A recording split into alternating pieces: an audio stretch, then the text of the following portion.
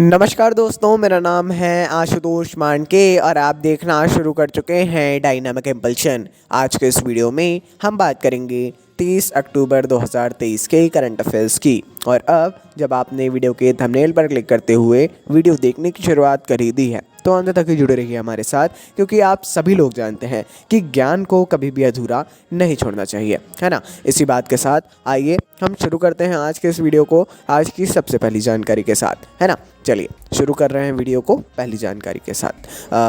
सबसे पहली जानकारी, रॉबर्ट फिको को चौथी बार स्लोवाकिया का प्रधानमंत्री नियुक्त किया गया है। हाल ही में रॉबर्ट फिको, ये अगर आप लोगों ने पहले नाम याद किए होंगे प्रधानमंत्रियों के, या इनका नाम याद होगा या राष्ट्र प्रमुखों के, तो इनका नाम याद होगा।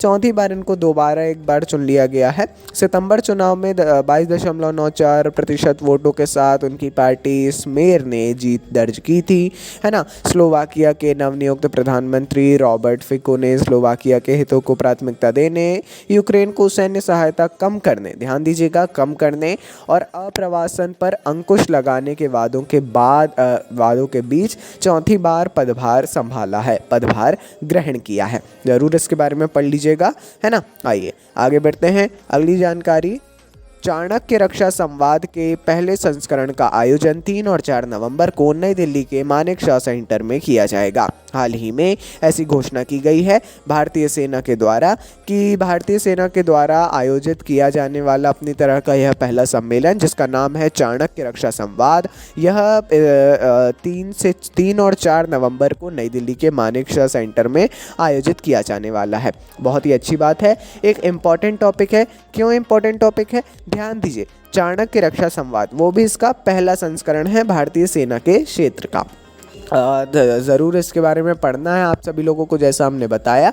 थोड़ी जानकारी नहीं, लेकिन हाँ, प्रयास करिए। ऐसे अन्य कोई संवाद होते रहते हैं, पहला हो दूसरा हो, लेकिन अन्य संवाद ज़रूर होते रहते हैं, द्विपक्षीय, द्विवार्षिक, ऐसा करके ज़रूर उसके बारे में पढ़िएगा। आगे बढ़ते हैं।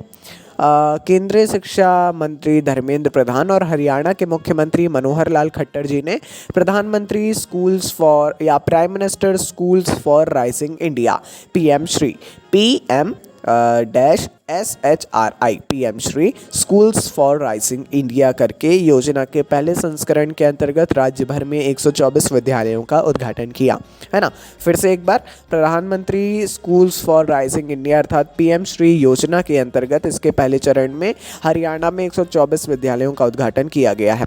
पीएम श्री स्कूल्स पूरे भारत में जो पूरे भारत के स्कूल्स थे, जैसे केंद्रीय विद्यालय या जो केंद्र सरकार के स्कूल्स थे, उन्हीं को और ज़्यादा डेवलप करके या न्यू बिल्डिंग्स के अंतर्गत पीएम श्री स्कूल्स को स्थापित करने का काम लगातार जारी है और इसका पहला चरण शुरू हुआ है।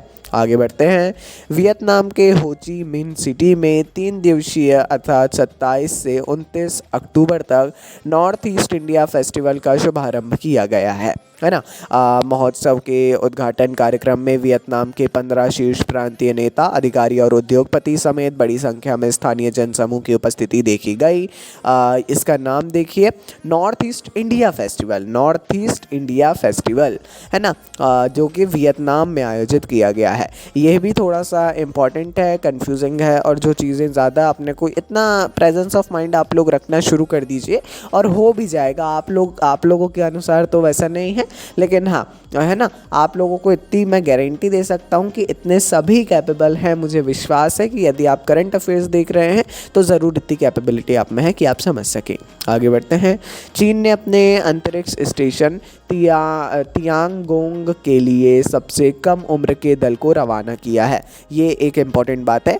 चीन ने सबसे कम उम्र के दल को, मतलब सबसे जिनकी कम उम्र है, इसमें जो दल में शामिल हैं, है ना, इस अंतरिक्ष स्टेशन का नाम भी याद रखिएगा, तियांगोंग, और गोबी रेगिस्तान के किनारे पर स्थित ये जिक्वान सैटेलाइट लॉन्च सेंटर से शेनज़ोउ 17 स्पेसक्राफ्ट ने अंतरिक्ष दल को लेकर उड़ान भरी है ना। अच्छा है, और ये कहीं ना कहीं अंतरिक्ष के क्षेत्र में एक बहुत बड़ा कदम है, क्योंकि एक तो भेजना ही कठिन होता है। हम सब जानते हैं कि मनुष्यों को भेजना अंतरिक्ष में बहुत कठिन है, उसमें भी इन्होंने सबसे युवा सबसे कम उम्र के दल को रवाना किया है। बड़ी बात है। आगे बढ़ते हैं। ये अंतिम जानकारी है। जियो मामी मुंबई फिल्म फेस्टिवल ने 4 साल के अंतराल के बाद 27 अक्टूबर को मुंबई में नीता मुकेश अंबानी सांस्कृतिक केंद्र में एक भव्य समारोह के साथ वापसी की। 4 साल के बाद जियो मामी मुंबई फिल्म फेस्टिवल को आयोजित किया गया। यह फेस्टिवल या यह महोत्सव प्रियंका चोपड़ा जोनस के नेतृत्व में एक शानदार मास्टर समारोह के साथ शुरू हुआ। 27 अक्टूबर से 5 नवंबर तक जियो मामी मुंबई फिल्म फेस्टिवल 10 दिनों तक चलेगा। 10 दिनों तक चलने वाला यह कार्यक्रम है जिसमें पूरे मुंबई में 8 स्थानों पर 20 स्क्रीन पर 250 से अधिक फीचर और शॉर्ट्स का प्रदर्शन किया जाएगा, है ना। ये मतलब उतने ज़्यादा बड़े स्तर का नहीं है, लेकिन हाँ इसको फिर भी प्रयास यही किया जा रहा है कि फिर भी पिछली बार से या उसके पहले से एक बड़े स्तर पर किया जा सके, जो कि हो भी रहा है ना।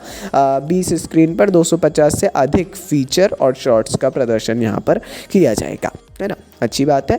बाकी जैसा हमने बताया ये थी इम्पोर्टेंट जानकारियाँ थी आज के इस पूरे दिन की, और ये अंतिम जानकारी थी आज के दिन की।